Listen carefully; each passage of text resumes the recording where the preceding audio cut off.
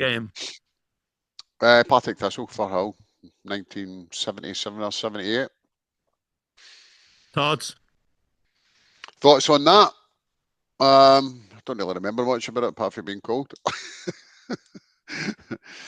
My dad worked in the iron foundry right next to Firhill, so Firhill was my first port of call for football matches, no? So, aye, so that was, we were originally in the Maryhill area, no too far from Firhill. My granny and grandad just lived the other side of the park, so that was my first introduction to the game, so to speak, no?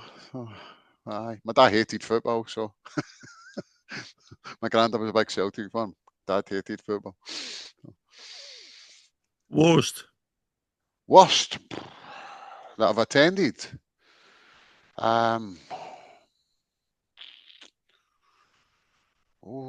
Could be a European game or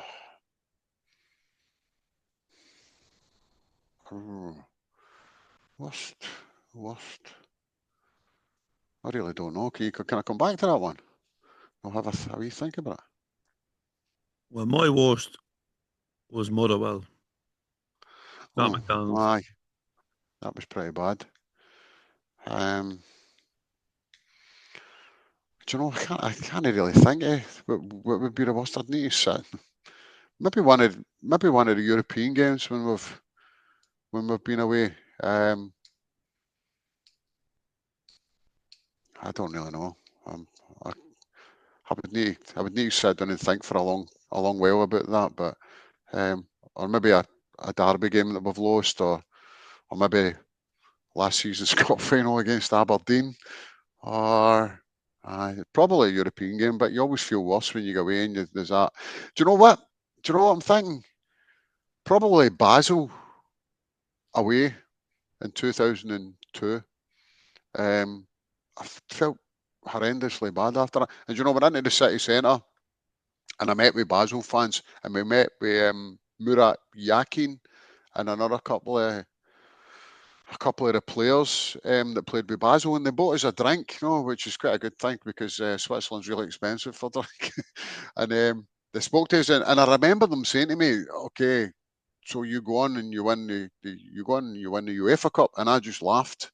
I laughed, and how close did we get to it after them saying that? But that was probably the worst I'd felt, getting kicked because it became so close and all with Sutton just missing the far post. That was probably the worst I felt after a game, to be fair. And leave the best to last. The best was same year probably.